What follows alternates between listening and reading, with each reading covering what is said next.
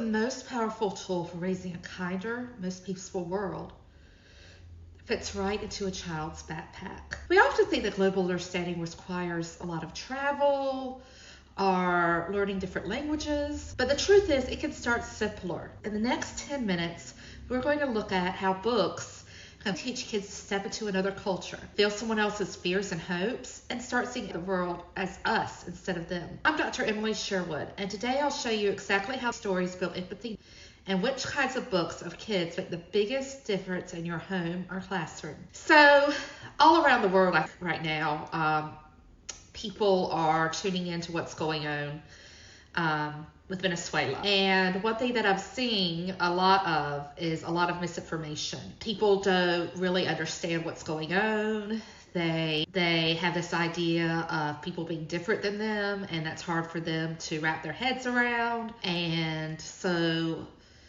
there's a lot of misinformation out there, and a lot of it comes from a place of just not knowing. And part of building a better, more peaceful world is knowing about other cultures, because when you have knowledge, then that knowledge can lead you to make choices and also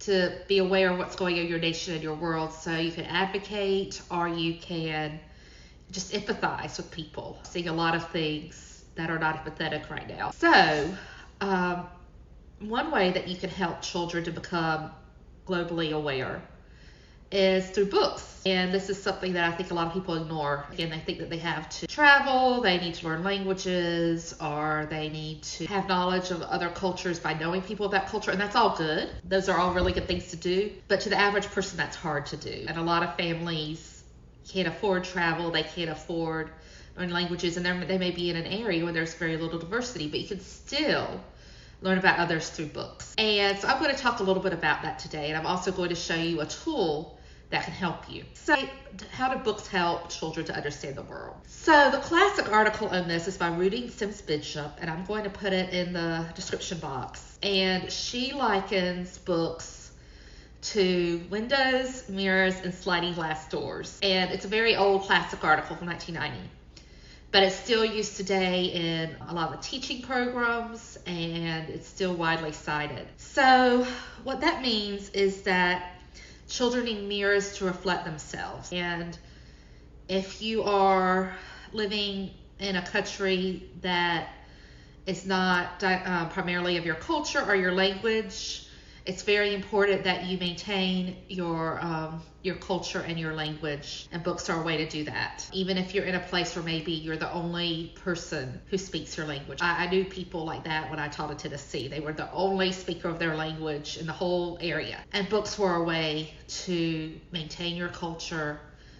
If it's in your language, to maintain your language. That's all good. And you hear about this a lot also, about children who are from marginalized communities, who maybe don't see their skin color, or they don't see their culture represented well in the primary narrative of school, especially in school. You may not read books that feature people like you. So books can help you to be a mirror and to see yourself and to think about yourself in books. Also important, and I believe probably more important for global understanding, books can be windows. So when you think of windows, you open a window and you see the world outside of you. So windows help children to see others and to see the world outside of themselves. Then we have sliding glass doors, and this to me is the most interesting and the most amazing one. Because sliding glass doors, you can enter a different world. So let's say that you don't really know what's going on in Venezuela right now.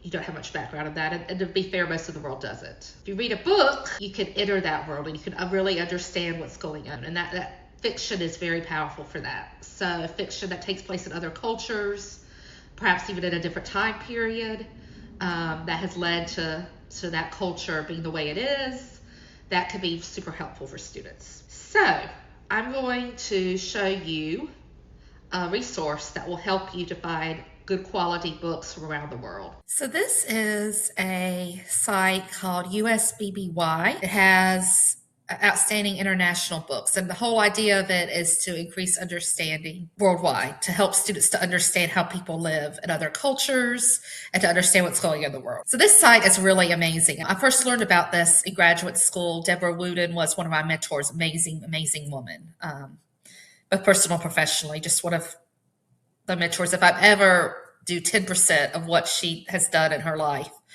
I will consider myself really successful. She's amazing. But anyway, the committee has done this list. There's a committee, and Debbie's no longer on it because she's retired. But anyway, it has all these different books. So these are the outstanding books for this year. Now, what's really cool is that if I go down, I can get some more information. This is the library journal.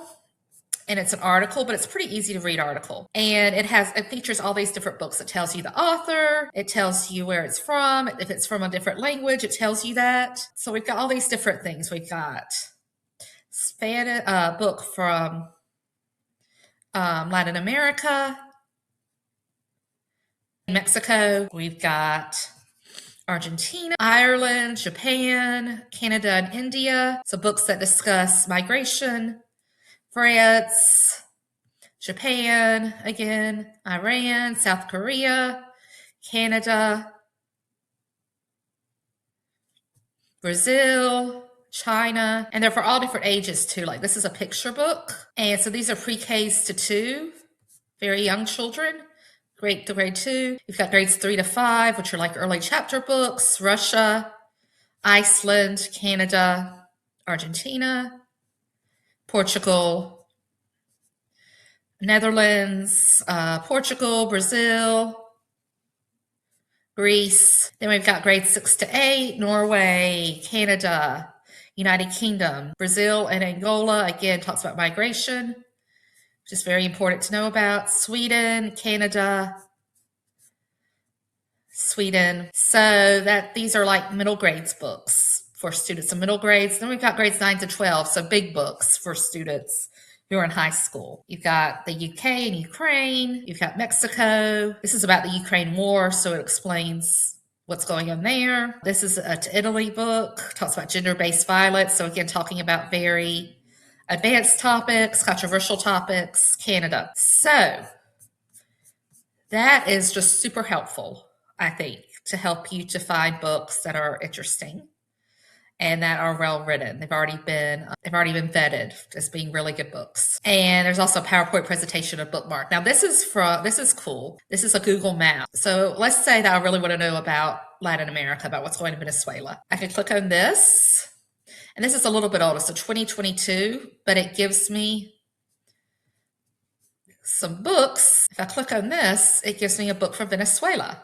Let's say I want to know about Australia. Little Bird's Day. See, it tells me from Australia. It gives me a description, and I can always Google that book and find out more about it. So they've got all these different books. Africa, that's something that a lot of students don't know about. Here we have a book about Africa. So that's just one resource that can help you. I also wanted to show you there's also a list for books about people with disabilities. This is something you hear a lot lately about. We are having people with more disabilities in the world, largely because of increased health care. People are living when they otherwise wouldn't live, quite honestly, but they're living with disabilities. So, and there's also being more diagnosis of disabilities. And there's other things going on, but there's just more disabled people in the world. That's just a common thing now. I know I've worked with students who didn't understand at all that some people had disabilities. Other children had disabilities, that people were different in that way. So here it has, this is for 2024, but it has nominated books, and it even gives a little description. This one's about stuttering, so speech disability, which is something that